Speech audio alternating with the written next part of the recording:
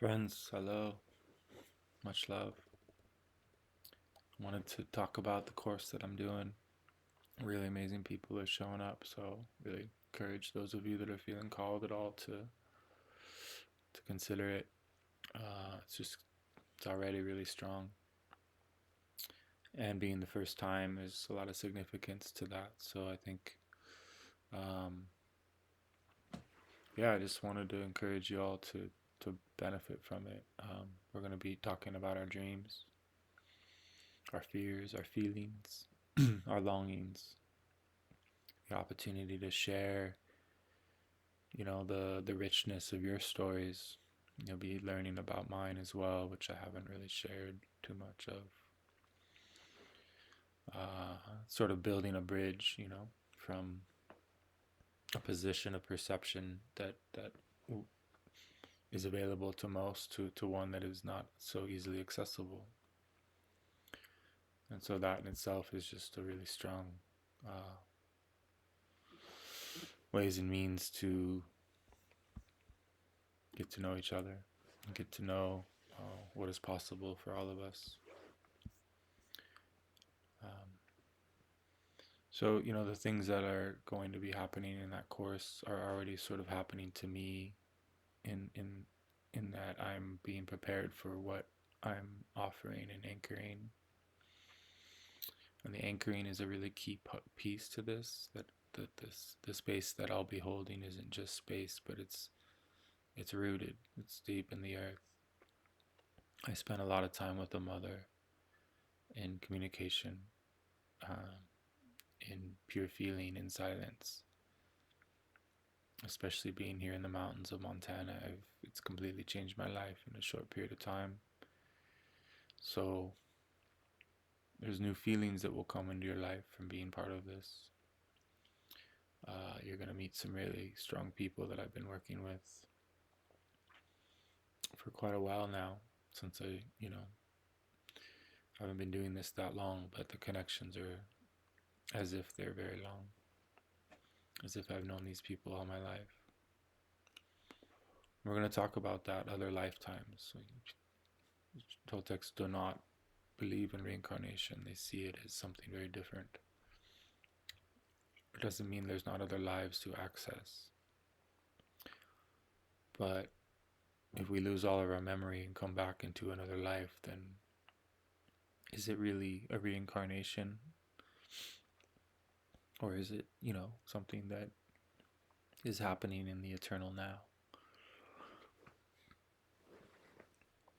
Learning to be in the now is not just some peaceful thing where you sit on a bench and contemplate. It moves past that into a massive type of intensity in which you uh, have access to a different type of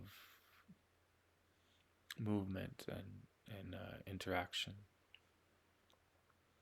A dance, so to speak, with your energy body, where you start to get very unique feelings that start to develop within you that gives you the courage to let go.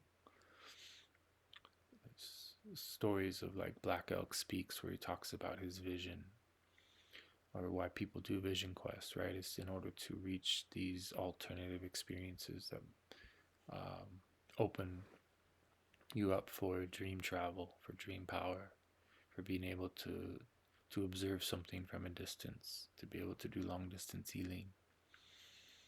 So we're going to be cultivating our capacity to be able to understand these things and to be open to them happening to us on deeper and deeper levels, transforming our consciousness truly and giving us access direct to source. So this will be a lot of dropping in, guided meditation, connecting to the sun and the earth, feeling our feelings, allowing emotions to come forward. Emotion is motion, and we want stagnant energy to be no longer stagnant, right? And so that's a lot where the energetic passes, the magical passes, or the shamanic movements, or the aikido energy comes in, where we start moving in very powerful, magical ways that invoke, invite, give us access to spirit, which spirit is intent. So all people that pray to God and think that there's some man that's listening to their prayers, it's not like that. There's nobody to make promises to. You're talking to yourself, and yet you're interacting directly with source because you are source. So it's an extension. We are energetic probes that have been given this incredible opportunity to get to know what's possible through our imagination and creativity. In order to do that, we have to reclaim that imagination and creativity. We are all dreamers. We're all capable of seeing energy directly as it flows. We're all capable of lightening the burden of our being by learning to laugh and see the beauty of this realm. It's, often with sleep deprivation, with really fun and amazing people, you reach really unique states of just like lightness, and where everything gets really funny. I may appear to be pretty serious, and I used to be, but I also hang out with people that are out there that are very witty, and their laughter is very contagious, and we drop into some really incredibly hilarious places. Um, so it's good to have all kinds of different people to connect with. Those kind of people have no interest in the things that I'm sharing here, but that's perfect. It is not meant to overlap necessarily. But the work that we'll be doing in this course it's a unique opportunity during a really unique time. Um, we're going to have subjects in which we cover like our money story, conception, death. Um, we're going to talk about relationships, sex. We're going to talk about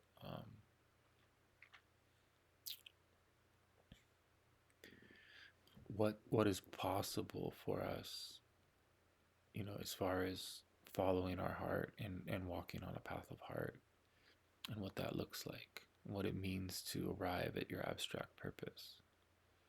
And that's why it's called dreaming our purpose.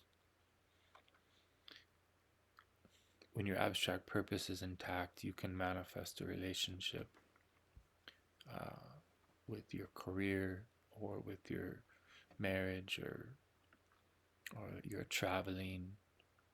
That is magical, but purpose is not designed to be about your partner or about your career. Your purpose is designed to be a path of heart, a way for you to live the fullest life possible. And in order to live that fullness, one has to empty themselves of the things that are no longer serving them, so that they can be filled, so that their cup can be spilling over, so that they can take care of themselves in that way and still be of service. So what may appear to people as being very selfish, self-care, going inward, cutting ties, right? And that's something we'll be doing as well, as getting clear on our boundaries, cutting cords, freeing ourselves from people that no longer are offering an evolutionary relationship for us. But yeah, we're going to be doing all kinds of interesting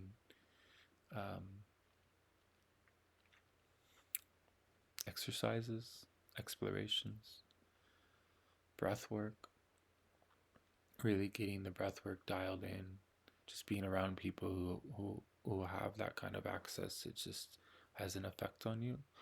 So you'll be gaining that benefit, and there'll be homework available to those that, it's not a pass or fail thing. So it's not like you have to do these options, but there'll be things that you'll be called to do.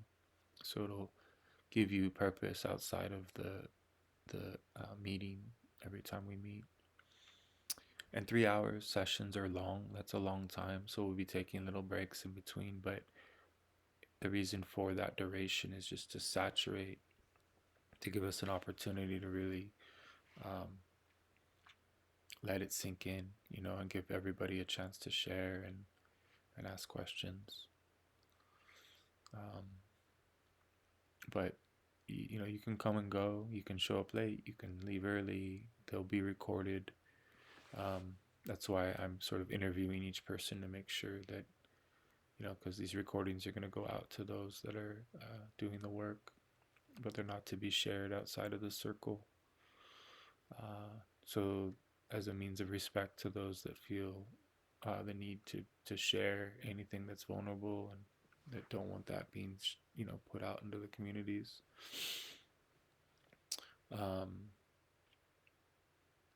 so if you were to miss one of the classes, you'd be able to catch up by watching the recording. Um, and so it's an intuitive process. There's going to be a natural evolution of this, and it's going to sort of set the standard for future courses that I'll be offering as well. Everything is blueprinted in this realm, and you can use blueprinting in a magical way, or it can be a way in which it keeps you from discovering your freedom.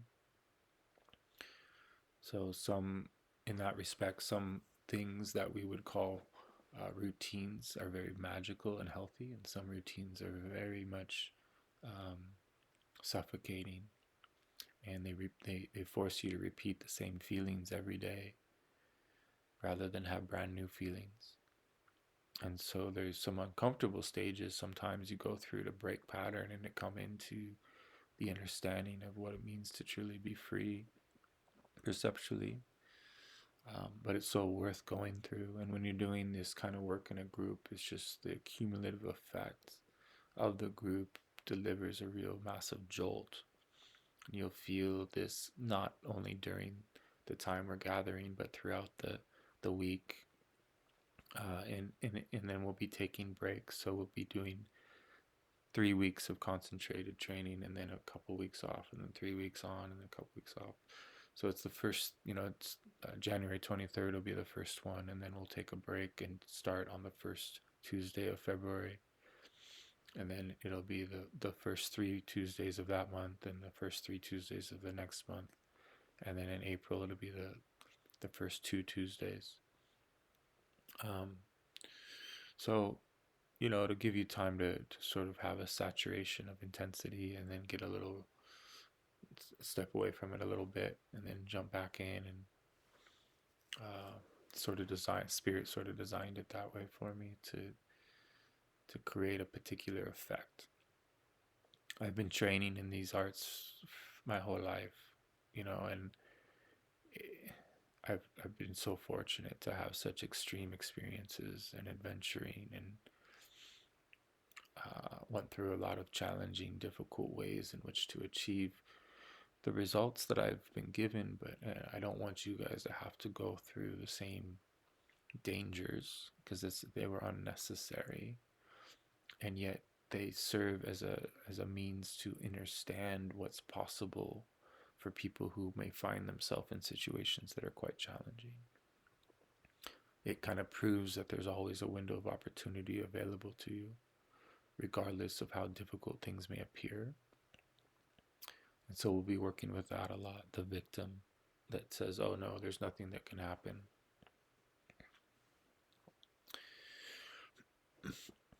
There's no solution for me. I'm cursed. I hear a lot of this from people. They want me to help them with their curse. And then the people that usually are talking in that way tend to end up not showing up to our consults, or people that get close to being able to have support or help that could truly liberate them. For a variety of reasons, they end up disappearing. And it's just the way it works, when there's somebody like me, a mirror, that can really offer intuitive support and has grounded application. there'll be resistance, and something will come into your mind and say that this isn't for you or whatever. And there's a difference between the natural mind and the program mind, and sometimes the natural mind will guide you to do things on your own and not work with someone, and that's okay. But often you can sort of see the program working on people, and I just want to give people an opportunity to know the difference. As my teacher used to say, who's talking? Is it you or is it the program? uh, or as another teacher would say, be aware of the influence of the other side. And he said that we're in a war between the light and the dark, and we want to walk the middle path and not get caught in any of the spiritual warfare that's going on. But that doesn't mean we're not affected by it. It doesn't mean we're not going to go through it. We're going to be taught, we're going to be shown, we're going to be here to unlearn and to relearn. The Toltecs are referred to as the learned ones, the scientists of energy. They have learned through group dreaming in order to validate energetic principles and concepts, and they came up with some very, very fascinating things, which are revealed in the Carlos Castaneda material, which isn't for everybody. Castaneda it's a real journey into some very in-depth knowledge, and there'll be often for people who do study Castaneda, it's like there's great resistance to believing that it's even possible. And I'm not saying Castaneda was in any means perfect or without his flaws.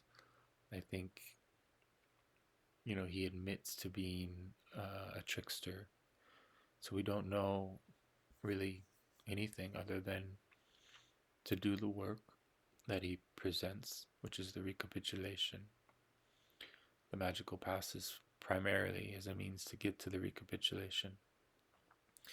And then the recapitulation leads to a very advanced type of dreaming that most people don't get to, and I'm struggling to even have access at all.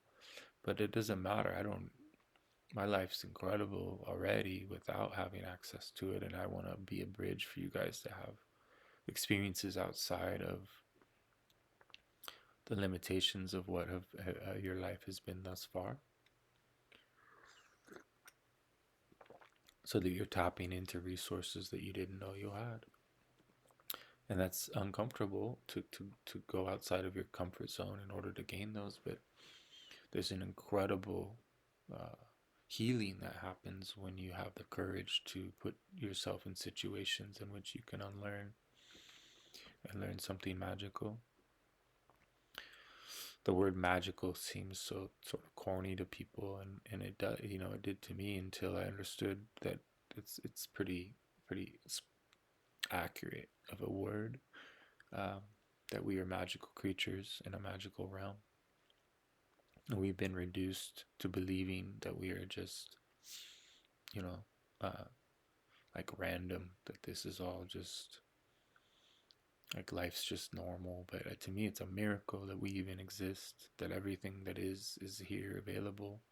And yet, of course, it is. It's, how could there not be this? Like, how could there just be nothing? And yet, ultimately, the contradictions lead us to realizing that that within everything there is nothing, and within nothing there is everything, and it's all a dream. It's all a perceptual.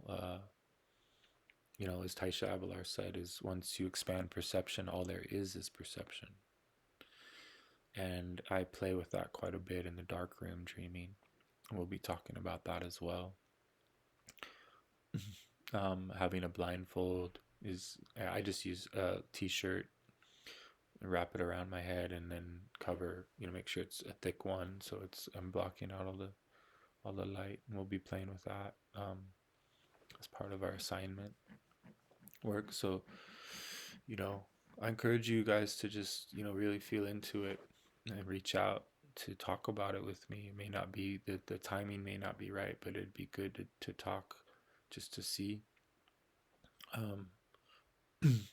It's amazing how much your life can change when you align yourself with people that are doing, really, really beautiful things. It rubs off and it creates new opportunities, new ways of looking at things. Okay, it gives you access to clarities that lead to a totally different trajectory for your life. And some people don't want their lives to change and aren't interested or seeking change. I would argue that change is the only thing we can count on, and therefore, rather than attempt to control anything, be open to a guidance system in which you're being told about the change coming. Your body's being informed. You become psychic, which is another aspect of this training, right? We're going to be playing with our direct knowing. We're going to be looking into, you know, uh, what it is that has happened in our past in which we knew our intuition was strong and we were feeling something coming and then it came, and we want to review those memories, and I want you to feel comfortable to share that with the group. The more we hear about these kind of stories and start to understand what's possible and how spirit works with each person, the more we come into contact with what we call intent, because spirit and intent are the same. And intent is an elusive force. It's something that has nothing to do with trying, but it's not just waiting either. It's an act. There's an action, which we call the active side of infinity, or at least that's what's achieved once one develops unbending intent, which is another part of this, right? Is that what happened to me was I got to hang out with, or I chose to hang out with very powerful sorcerers who had access to intent, whose assemblage point was shifted into places that are not typical. And just by being in their presence, spending time, concentrated time with these people, I my perception adapted to theirs. I became capable of being in that state of focus. Uh, but it didn't happen overnight. It does take time. You wouldn't want for this to happen all of a sudden. I think it would be too much. And so this is why we will be going slow and steady, right? It will be building on each session and cultivating our internal power.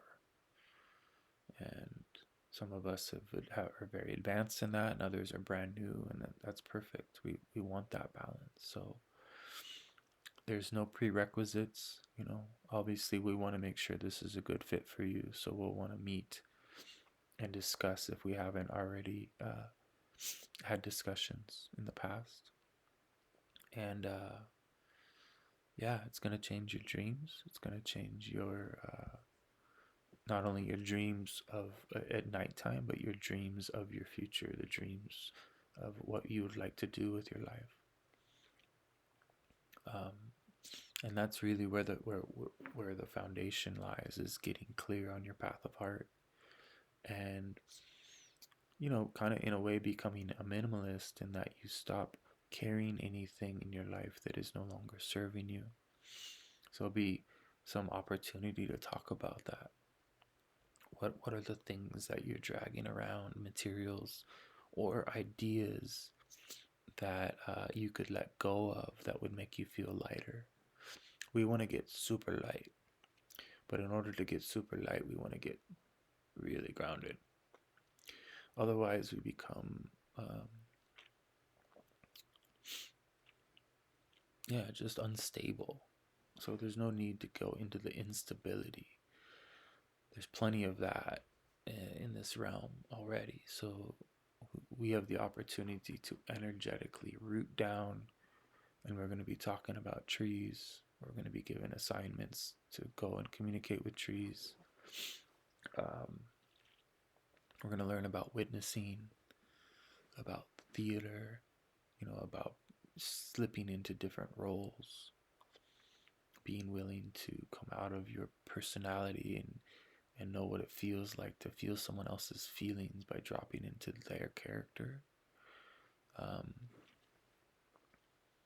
you won't be asked to do this in front of people, but if you feel called to, there'll be opportunity to have a conversation with me in front of the group where we slip into different aspects of our being. I used to hang out with people on psychedelics where they would all of a sudden be a totally different person and have memories from a totally different life. They tap their parallel life, and we're just basically. I was so fortunate to be in the presence of these people, which would be considered schizophrenia or multiple personality disorder. But it's not. They just moved their perception to the place where their parallel life was able to merge with them. And although, yes, it's very dysfunctional unless you're on a path that's quite disciplined, it ends up being uh, a precarious situation for people that can do this unless they have somebody in their life that can basically fuck with them and help them. You almost have to make, like, what shamans do is they play good cop bad cop with the ego of each apprentice. They get them to feel strong, but they also expose the parts of them that are keeping them from their true authenticity. And so having somebody in your life that can do that is pretty key. But we're going to be doing that in a much more gentle way through the group reflection. So everybody is a mirror, and you get a bunch of mirrors together. All this magical energy happens. And, for those of you that get called to that, there'll be, maybe interest in playing with scrying, where you use mirror work. I've had incredible breakthroughs using mirrors. Some people say that not to, so I'm not promoting it. I'm just, I think the obsidian mirror is probably the way to go.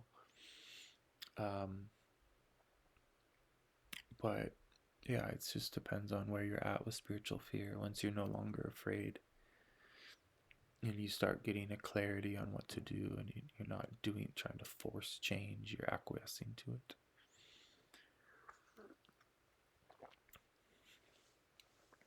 So I'm extending this invitation to you to reach out for a consult if you're curious, you're feeling interested.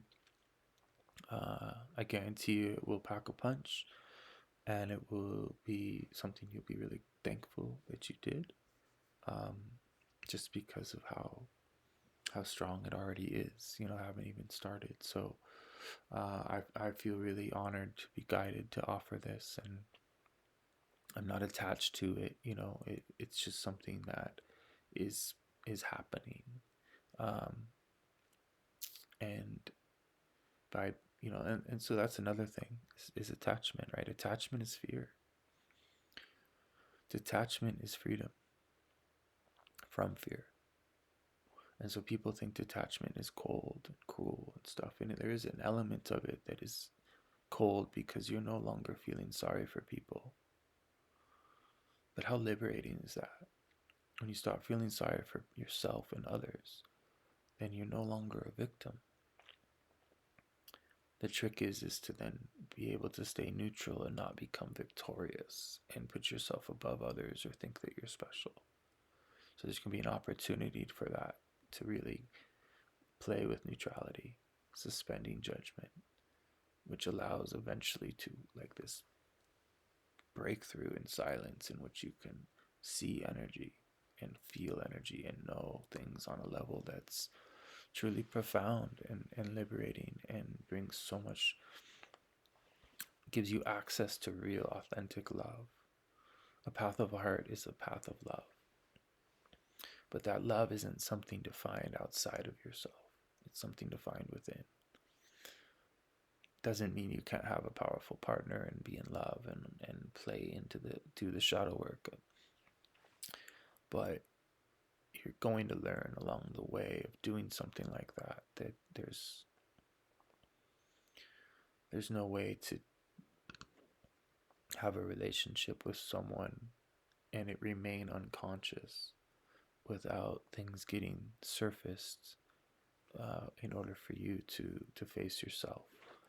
Because the closer you get with somebody, the more vulnerable you become, the more your sexual shadow wounds are triggered.